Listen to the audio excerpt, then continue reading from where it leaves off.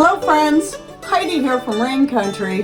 God is good all the time, and I'm here for another Monday this and that where I talk about all kinds of different things, giving you garden updates, maybe answering some questions and whatever I feel like talking about. So let's get to the topics of today, starting off with the Superb brand lids. Now, this is exciting news to me because several years ago when they first got up and running as company, all US based, all made in the US, they had sent me these lids in the wide and regular mouth. Now, I hadn't ordered anymore, but I've been using them for various things over the past few years and I've been very pleased with them. One of the things I did when I got these lids is I noticed that they felt much thicker and heavier even than the ball or cur or even the 4 jars lids that were also sent to me. Both of these companies sent me lids unsolicited. And so I actually weighed them and compared them to each other, and these were definitely heavier. So that was a good sign. I also made it a point to check this gummy layer here and compare it to all the other brand jars and found that it is indeed thicker the way the ball and cur jars once used to be made. And so that alone told me these were going to be great lids. Now, I have done both canning with them and reused them for canning and have reused them for vacuum sealing, as you can see on these jars here of the camellia flowers, or camellia like I usually say. The dried rhubarb, these are all vacuum sealed, and the lemon balm. Now this jar, this lid, I want you to take a look at it. It is a little bit dented right there.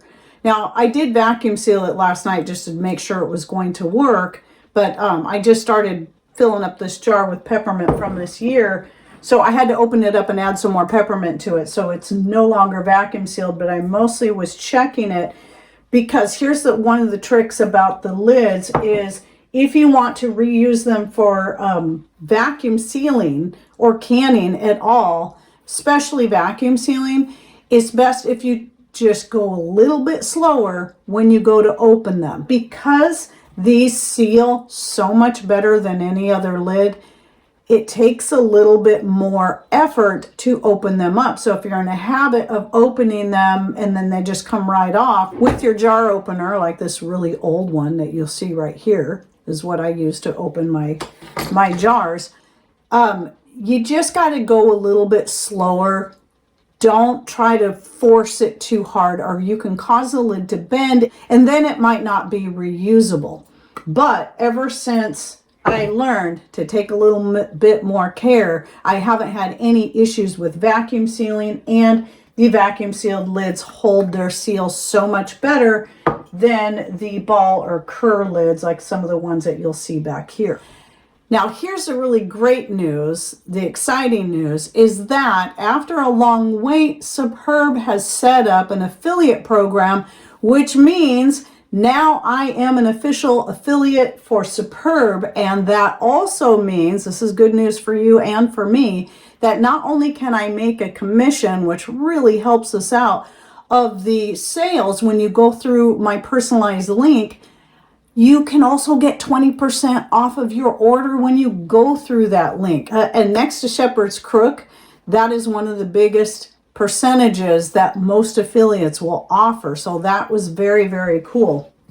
And so I want to answer a couple of questions that I got ever since I made the post in my post section here on YouTube, is that people ask whenever there's a new kind of lid out, do the bands from any other brand work? Well, yes, indeed, because it's not so much about the lid, it's about the jar itself. So if you're using the US standard wide and regular mouth jars and bands, yes, they're going to work with these lids just like they'll work with the Tatler lids. Now, Tattlers are another of my favorite US made lids that I've been using for quite a number of years. I do really love them. I'm going to keep using them. They're reusable over and over and over again. The worst that can possibly happen is the little rubber, because it's a 2-part lid piece is the little rubber seal can wear out. You may have to replace it, but those are really cheap to replace. And I've only had to throw out a couple of those over the years because they just got too stretched out. But the problem with the Tattlers is when it comes to vacuum sealing dry goods, they do not hold a seal. Sometimes they can hold a seal for a while, but you don't want to depend on that because most of the time they do not. In fact, I've sealed jars and I thought, oh, this is great. I even checked it, picked it up by the lid. This is how I always check to make sure I've got a seal, a good seal, no matter the weight of the jars. I pick it up by the lid. If it doesn't come off, it's sealed. Well, I did that with the Tattlers, but then maybe even after a half hour, 15 minutes, or even a whole day, you go back and check it and the seal is lost. So I don't recommend those for vacuum sealing, but I can highly recommend the Superb brand lids for both canning and vacuum sealing and for reusing. Now, I want to, though I usually don't like talking bad about a company. I feel that I need to say this because I think there's something about the 4-jars lids that I find very deceptive and it really bothers me. And so I think people need to understand this. So while these lids have worked great, I've had no issues with them. I've tried them out for canning and for vacuum sealing, both the recycled lids for vacuum sealing and the brand new lids for vacuum sealing, and have had no issue with them. One thing that most people probably do not know, because of the way their web page is laid out, the way everything's been worded for the past several years, you might assume that these lids are made in the United States. Well, they are not. In fact, this is the part, one of the things that bothers me the most. You probably can't see that right there. You might just be able to see a little bit of a blurry something right there. Well, if you have it under bright light and put your glasses on, you'll see that right there, very, very faint print, it says made in China. If you go to their website, there's no place on there that says where it's made. They do have an FAQ section that says who makes these lids, but when you read the answer, it doesn't say one word about who makes the lids. It only talks about how people around the USA are using these lids and love them and recommend them to people. So if you're just skimming through that answer and not really reading it closely, you might just see USA and go, oh, okay, they're made in the USA. They're not. In fact, what's really interesting now that they have the Google Assist, which I believe is some kind of AI thing that gathers information from different websites when you go to ask a question, that will tell you they are not made in China, they are made in the US. But when you go to the links that they provided, that it got the information from, both links will tell you they are made in China. But there was a time, I know after the company got started, there was this promise that eventually they're going to get a factory going in the US and start making them in the US. But as far as I can tell, looking at it again just yesterday, they are still made in China. There's no announcements that now they got a factory in America, nothing like that. So if they were actually made in the USA, that would be proudly displayed on their boxes and on their website when it is not. Their Facebook and Instagram says 4-jars USA, so that's kind of deceptive because it makes you believe they're made in the USA. If you go to the website link and you're in the US when you go there, it'll say 4-jars USA. That only means that it's because you are operating for the USA site and ordering from the US. There's also a Canada site too. If you go to that, it says 4-jars Canada. So you just got to understand that some companies can be very deceptive and try to make you believe something is made in the US when it is not. And that is what bothers me about the 4-jars, is they're not as upfront. It seems like they're intentionally trying to be deceptive to make people believe they're made in the US when they are not. I just want to put that out there. If that's fine with you, then great. Use those lids. Like I said, I've never had a problem with them. They do seem to be made quite well. If you're looking specifically for US made lids, then those aren't the ones for you. The two that are for certain made in the US are the Superb brand and the Tatler lids. So since I've been talking about vacuum sealing a little bit, I want to show you something. Now this has nothing to do with the Superb lids, which by the way, you can find that link in the description box down below. I'll try to move it up to the top so it's easy to find. This jar right here that you see these pistachios in is a recycled green olive jar. So sometimes we'll splurge and get the green olives, either the Spanish ones or the jalapeno and garlic stuffed ones from Costco as a treat. And I will recycle the jars. And they are great jars for doing all kinds of stuff. Mostly now I prefer to use them for making infused oils, tinctures, and the like. It was at least 3 or 4 years ago that I vacuum sealed these pistachios into this jar. But you're probably wondering, well, how did you do that? Since the vacuum sealing tops like Food Saver makes and certain other brands make do not properly fit on there no matter which size you use. Well, in this case, I use Patrick's vacuum chamber, which I didn't pull that out, but I use it in conjunction with the brake bleeder pump that's like this. I have another one that I don't have the tip on, and I just keep it attached to the chamber so I don't have to keep removing it because it's a little difficult to get that hose off. But anyway, you take this tip out and then you hook it directly to the chamber, the little port that Patrick installs in there. And then I just vacuum seal by pumping this up, resting it on the board. As you can see in this clip right here, I've got it rested against the counter, and then I just use my whole arm and shoulder to pump it up so I don't wear out my hands. So I do the same thing with the chamber when it comes to jars that are not your standard canning jars, where the tops like this would fit over properly. So it works so good. I want to show you this little clip I took the other day when I went to open these, and you can hear the sound of that seal being broken when I put that spoon under the lid. Very, very good seal. And these pistachios taste just as good as the day I put them in. They're crunchy and wonderful. No staleness to them at all. And I had to open that up because all my grandbabies were here. And they absolutely love pistachios. So anyway, I just wanted to share that with you.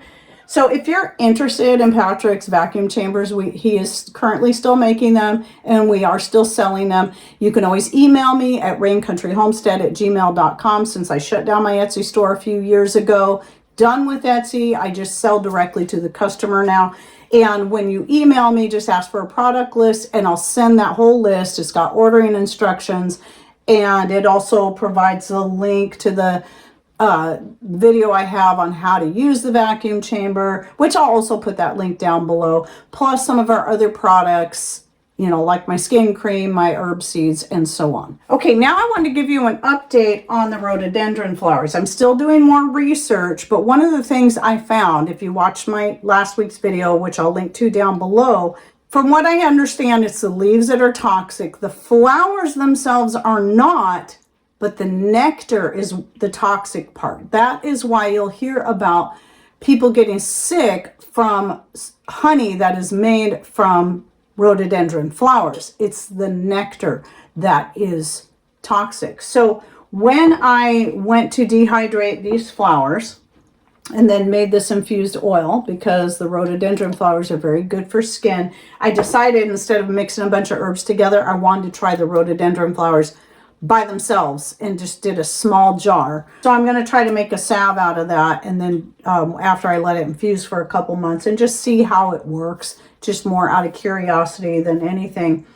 But anyway, when I went to dehydrate them, what I did was I simply just pulled the whole center of the flower out. It's so easy to do. In fact, while they're on the branches, you can just grab that flower and pull it if you're careful, and this so that all I'm getting is the flower petals. So it's the flower petals themselves that are used for a lot of different medicinal purposes. And I also wanted to let you know I did make tea out of the flower petals, so no problems whatsoever. Now, how I did it, just to let you know, and this is how you should do this with any herb, no matter who says it's safe, no matter who uses it on a regular basis.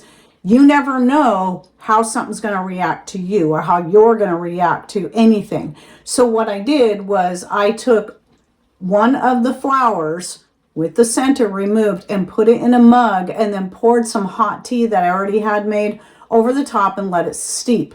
And then I slowly, little bit at a time, sipped on that 1 cup of tea throughout the whole day, paying very close attention to my body and to any possible side effects I could be feeling from that. Nothing. So then I decided the next day to go ahead and make a stronger batch and make it a pot of it, of just with no other herbs, just the rhododendron flowers, again without the centers. And I drank several cups of that throughout the day, but also trying to be careful to spread it out and not just guzzle it. Again, no symptoms. Now, I haven't had it in a few days because I wanted to give my body a break from it, just in case. And then I'm going to make some more. I'll probably wait until our second rhododendron blooms and then try it with that. So these are obviously the red from the red one. The dark pink one will be blooming soon. I did also do more research so I could understand better. Since I have no way of knowing for certain what variety those are, I am pretty certain they are the common variety. That is the one that is most commonly used for its medicinal purposes. The one that you have to be most careful with, though I already forgot the name of it, when I looked it up, the flowers have a slightly different shape and they're almost always purple. So if you have a purple rhododendron, I'd stay away from it altogether. But at any rate, I just want to put that out there because several people came in and said, oh, I know some, a goat or a cow or some other farm animal that ate some rhododendrons and they got sick, or some of them even died. So it was probably because of the nectar. They were eating the whole flower. And who knows how many they chomped down on before it was too late. So again, just like with anything, you just got to be careful. Always take everything slowly, no matter what it is, no matter who says it's totally safe. So I just wanted to give you the update. I'm still going to be doing more research on all this and eventually be doing a standalone video on the rhododendron, its benefits, and also the importance of just being careful with any of it, no matter what it is you're doing. Okay, well, that's it for my this and that for the week. I hope you enjoyed it. Don't forget to check out any links and other information I'll be putting in the description box down below by clicking on more or show more somewhere down here below the video screen. That should open up that description box to find all that, plus all my social media contact links. And any thoughts you'd like to share, please put those in the comment section. And thanks for watching. Take care and God bless.